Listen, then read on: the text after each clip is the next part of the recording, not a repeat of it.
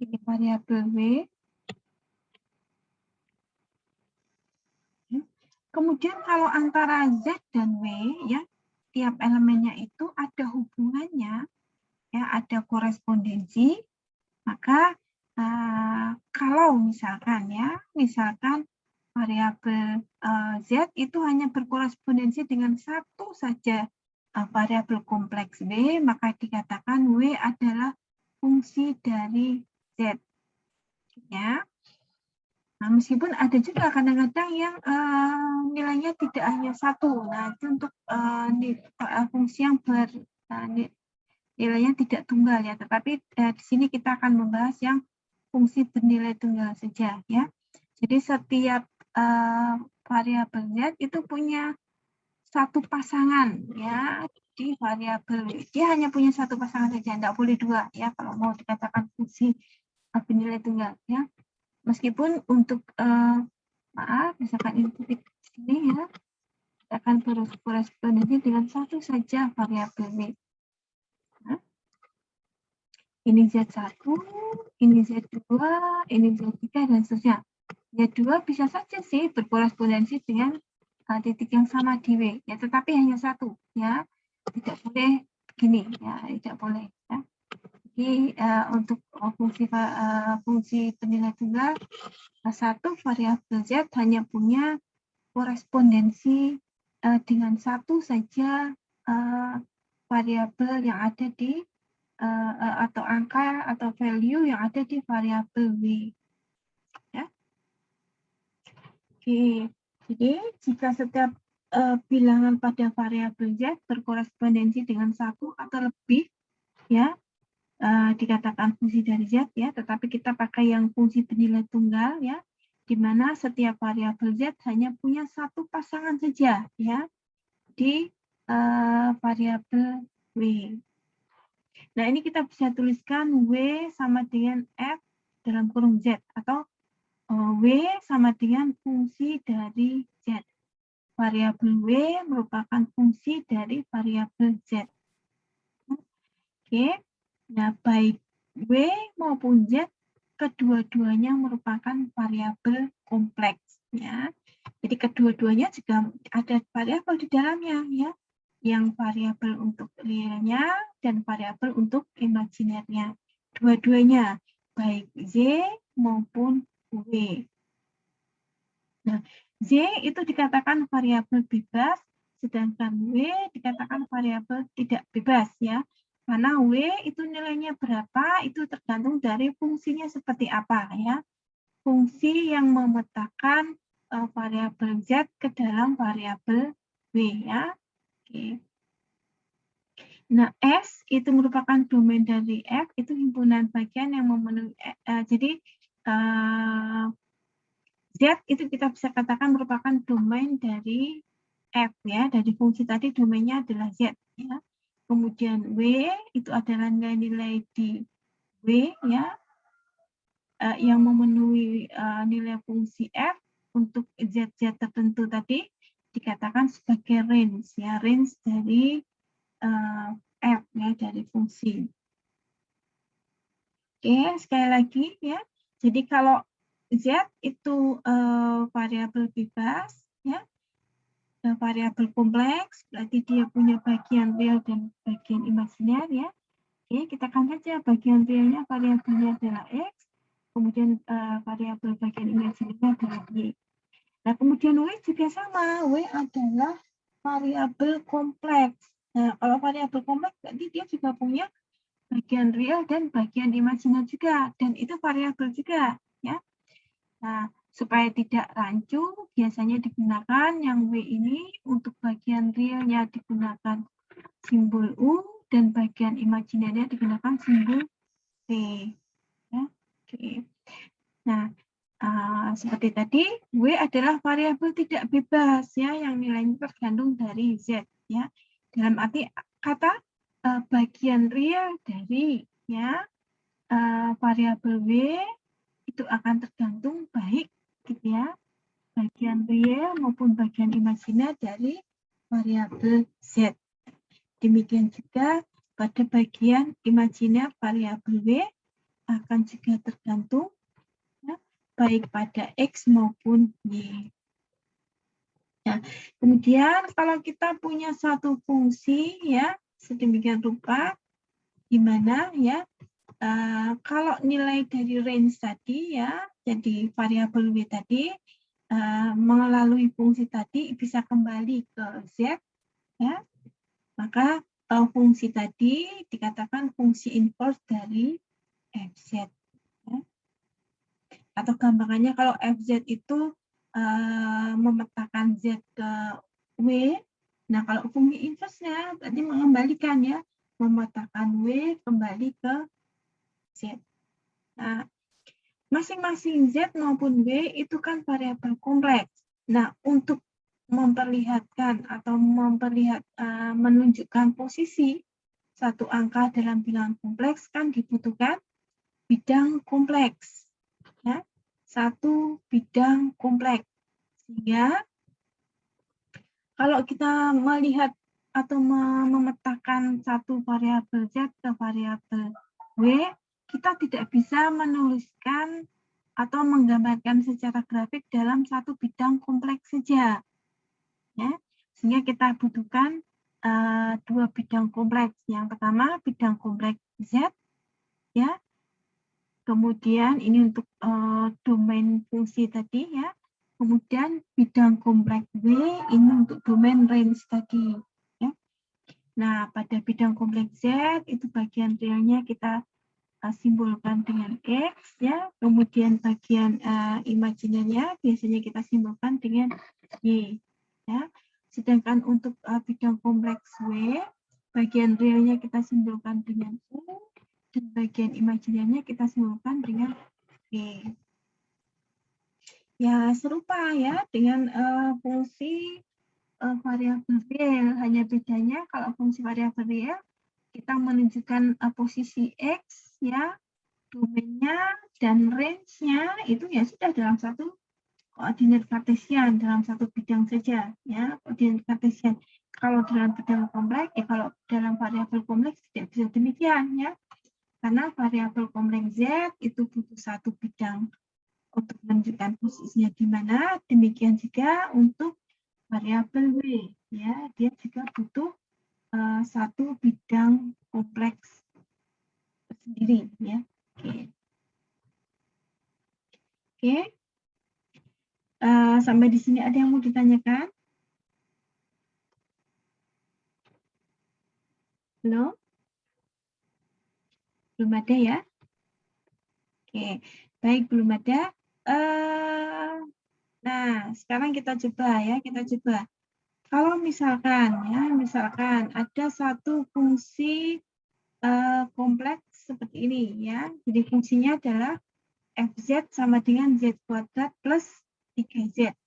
Ya. Jadi Fz itu fungsi dari Z atau W ya, variabel W. Ya, ini kan nanti simbolnya adalah variabel W. Ya. Maka tentukan Fz jika Z-nya itu 1 plus 3Z.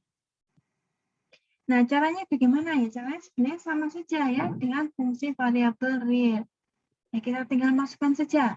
Z-nya tadi 1 plus 3Z. Ya, 1 plus 3Z.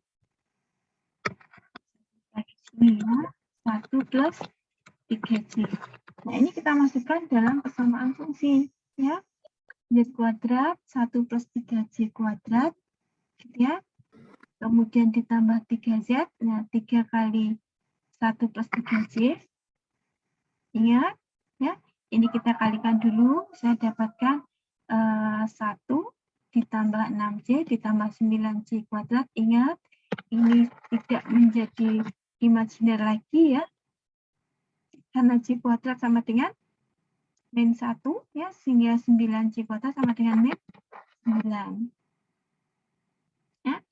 Kemudian yang ini skala, saya kalikan dengan kompleks, ya berarti 3-nya dikalikan 1, dia juga dikalikan 3Z. Ya, saya peroleh 3 plus 9Z. Oke, yang ini sama dengan min 8 plus 6Z, kemudian ini 3 plus 9Z, Ya, real dengan real, berarti min 8 ditambah 3 min 5. Kemudian plus 6C ditambah 9C plus 15C. Nah, berarti inilah FZ-nya. Atau ini adalah nilai dari variabel W-nya. Ya. Jadi kalau digambarkan ya pakai dua bidang ya. Yang kiri bidang Z, posisi 1 plus 3C itu di sini. Ya. Kemudian yang kanan adalah nilai dari W ya dengan persamaan fungsi seperti itu, posisinya di sini. Oke. Nah, kalau kita lihat di sini nilai real dari W maupun nilai imajiner dari W itu dipengaruhi baik oleh real maupun imajiner dari Z.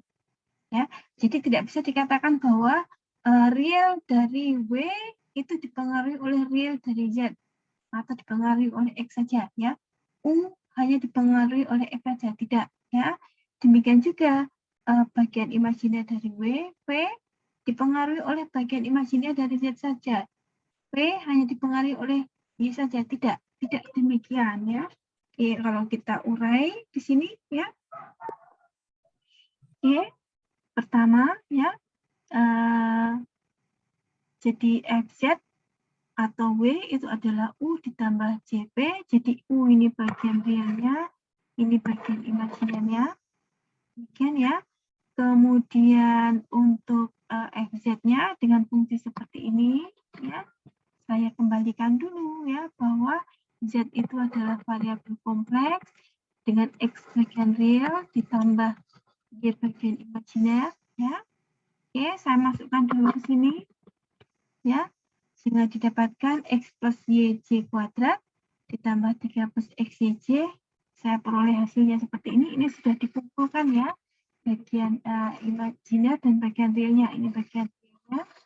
Yang 10 dari ini X kuadrat, kemudian Y kuadrat ya.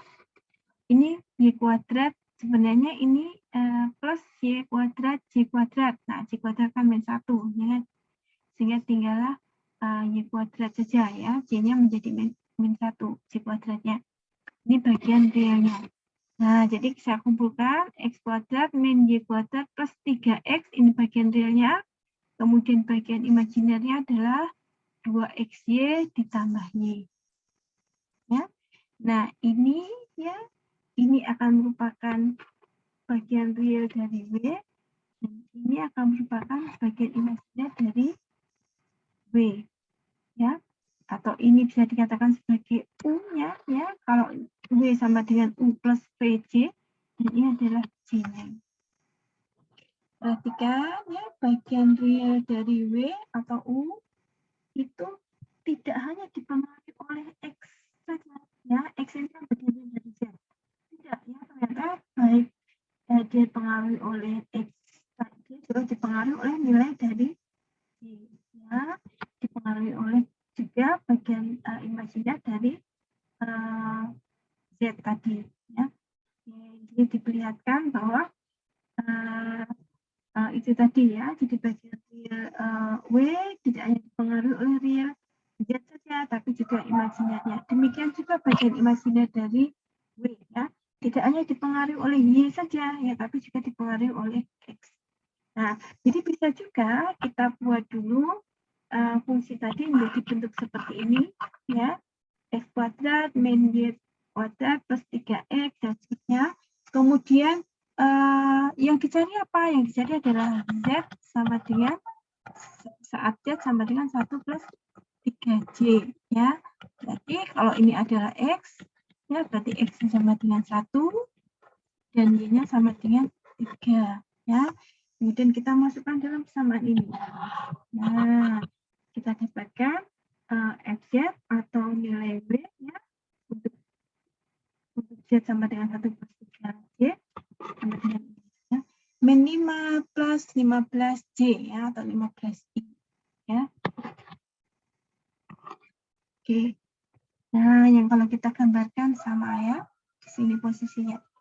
Jadi ini bisa dikatakan sebagai cara 1, ini bisa dikatakan sebagai cara 2. Nah, cara 1 ini untuk menunjukkan bahwa itu tadi ya, bagian real dari nilai fungsi tidak hanya dipengaruhi oleh real dari Z saja, ya, dari domain saja. Ya. Demikian juga bagian imaginary. Oke. Nah, kadang-kadang fungsi variabel kompleks ini bisa dikatakan sebagai atau ada yang mengistilahkan sebagai transformasi, ya, transformasi. Nah, karena kita bisa mentransformasikan satu bentuk dari bidang kompleks Z ke dalam bidang kompleks W, ya. Nah, sering kita katakan kita memetakan ya tiap titik pada bidang kompleks Z ke tiap titik pada bidang kompleks W, maka fungsi variabel kompleks ini bisa dikatakan sebagai fungsi pemetaan ya. Atau kalau dalam istilahnya conformal mapping ya, pemetaan konformal ya. Jadi satu kurva bisa kita petakan ke dari bidang kompleks Z ke bidang kompleks Z. Oke, baik sampai di sini. Ini mungkin besok saja ya, sedikit. Ini fungsi-fungsi elementer saja ya. Untuk fungsi polinomial seperti apa? Nah, ini sama ya, seperti variabel real ya, hanya kalau di real itu pakai X ya, X pangkat N, misalkan X pangkat 3, X pangkat 2, dan seterusnya. Kalau di sini kita gunakan variabelnya adalah Z ya, karena ini mewakili bilangan kompleks Z ya, sama sebenarnya ya. Oke, kemudian jika Z-nya itu hanya pangkat 1, nah sering dikatakan sebagai transformasi linier ya. Oke. Kemudian ada juga fungsi aljabar rasional ya, jadi pecahan polinomial PZ dibagi dengan polinomial QZ ya. Oke. Sama ya dengan variabel real sebenarnya ya, yang hanya variabelnya kita gunakan Z, dan Z ini mewakili bilangan kompleks ya. Kemudian untuk special case ini bilinear, nah ini contoh saja ya. Jadi kalau P Z-nya ya, polinomial P-nya itu Z-nya pangkat 1, demikian juga Q-nya ya, di dalam pecahan ini dia berfungsi sebagai penyebut, itu Z-nya juga pangkat 1, maka persamaan fungsi tadi sering dikatakan sebagai transformasi bilinear ya, atau fraksional linear. Kemudian ini contoh untuk fungsi eksponensial. Ya. Nah, fungsi eksponensial agak berbeda dengan real. Kalau real ya X pangkat X, sudah X pangkat X, X-nya berapa saja. Nah, tetapi di sini pangkat Z, di mana Z itu adalah bilangan kompleks, ada X, ada Y, ya. Jadi E pangkat Z sama dengan E pangkat X plus JY atau IY. Nah, kita kemarin sudah tahu dari persamaan Euler ya, bahwa E pangkat JY itu sama dengan kosinus Y ditambah J sin Y. Ya. Sehingga kalau E pangkat X plus JY ya E pangkat X dikalikan kosinus Y plus I sinus Y. Ya. Jadi bentuknya sinusoid. Ya. Kemudian E adalah bilangan natural. Nah, ini kita sudah tahu semua ya. Kemudian untuk fungsi-fungsi trigonometrik ini bentuknya seperti ini, ya. Kita mungkin tidak akan banyak sampai di sini nanti ya. Oke. Kemudian similarity dan seterusnya yang berlaku pada trigonometri untuk variabel real itu berlaku juga ya untuk variabel kompleks. Jadi sinus kuadrat Z ditambah kosinus kuadrat Z sama dengan 1, sama kan ya, dan seterusnya ya. Kemudian sinus min Z sama dengan min sin Z, kemudian dan seterusnya. Oke, jadi similarity-nya apa namanya kalau trigonometri itu ya, itu sama berlaku ya. Oke, kemudian yang beberapa contoh soal saja ya, jadi hanya menunjukkan nilai fungsinya berapa untuk Z. Kalau dia nilainya misalkan nomor 1 ini ya, Untuk Z, kalau Z-nya adalah min 2 plus C, dan seterusnya. Oke, baik, sampai di sini ada yang mau ditanyakan? Kalau tidak ada, ini saya cukupkan sampai sekian ya untuk presentasinya. Oke, nah, baik, alhamdulillah kita sudah membahas ya mengenai fungsi variabel kompleks ya. Pertama variabel kompleks dulu, kemudian lokus ya. Lokus itu kalau variabel kompleksnya ada dalam satu persamaan matematis, kan demikian. Nah, tapi kalau kemudian variabel kompleksnya tidak hanya satu, tapi dua dan saling